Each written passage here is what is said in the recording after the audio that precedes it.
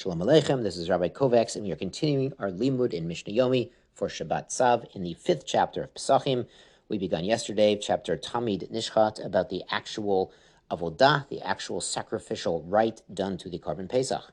Yesterday we talked about a concept of lishma, that certain critical activities in the sacrificial ritual have to be done with the proper kavanah, the proper intention to make this offering valid. Now Mishnah Gimel has a related concept. Shechatu shelo le'ochlav. They slaughtered the Korban Pesach and they had intention, they had in mind it would be eaten by people who cannot eat it. For example, someone is very elderly, he has no more teeth, or he's too sick, he literally can't eat it. V'shelo le'mnuyav. Or for people who are not manui, not counted as part of the group. So as we know, people would form a group to consume the Korban Pesach together and make a Seder together. The Bartanura here says they had in mind for a different group. They had the wrong group in mind, not the people who are going to eat this one. La'arelim, for people who are not circumcised, this is even Jews who are not circumcised, cannot consume the Korban Pesach.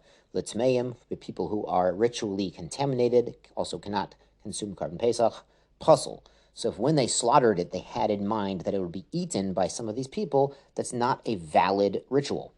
The Korban Pesach is unique in a way that the eating of the Korban Pesach is a continuation and part of the critical avodah, the critical steps in the ritual process.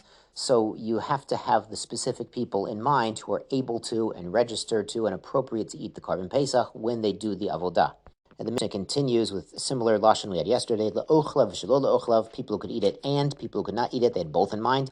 Le'mnuyav v'shelo le'mnuyav, people part of the group or part of a different group. Le'mulim v'larelim, people who had a milah and people who were uncircumcised. Le'tzmeim le'tzchayim, people who are contaminated and people who are ritually pure, kosher. So unlike yesterday, where any lo lishma avoda makes the Korban Pesach puzzle, here, as long as you have in mind people who are actually qualified to eat it at the time of slaughter, it's still valid because those people who are qualified are the ones who are going to eat it. Now the Mishnah continues, Shchatu kodem chatzot, puzzle, they slaughtered the Pesach before midday. Chatzot is the middle of the day. It's no good. Mishum shnemar ben arbaim. The pasuk says ben arbaim, between the evenings, which means the afternoon. Shechatu kodem latamid, if they slaughtered the Pesach before the afternoon tamid, which we talked about in Mishnah Aleph in this chapter, kosher.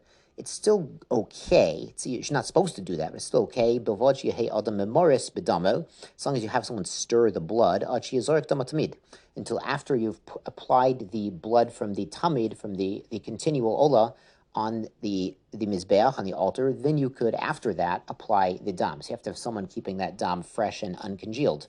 The imnizrak kosher, but if they did go ahead and apply the blood before the blood was applied from the afternoon tamid offering, it's still kosher b'diavad. You're not supposed to do that, it's still kosher, because both of these offerings are supposed to be bein ha'arbayim, which means in the afternoon, though really ideally the Korban Pesach should be later than the tamid, because it also has the word ba'erev in the evening. We understand that the avodah should be done close to evening, because then you're going to roast the Pesach and eat it at the Seder. The Mishnah Daled brings another aspect of the Korban Pesach. There's a pasuk, lo tishchat al hametz dam zivchi, do not slaughter with you if you have hametz. So shochet at the Pesach al hametz. Someone slaughters the Korban Pesach and he has a bunch of hametz at home. Over below taseh, he's done a negative, he's transgressed a negative commandment. Bihud omer afa tamid, even if he slaughters the tamid, the continual olah offering of that afternoon on the 14th of Nisan, same deal, because it says zivchi, my sacrifice is plural. Rabbi Shimon omer, Rabbi Shimon adds, ha-pesach be'arba asar lishmo chayev. If he's slaughtering his Korban Pesach, lishmo, for the purpose, for the sake of a Korban Pesach, on the 14th of Nisan, which is the day of Korban Pesach, then he's chayev, he's transgressed if he owns chametz then, v'shelo lishmo pater.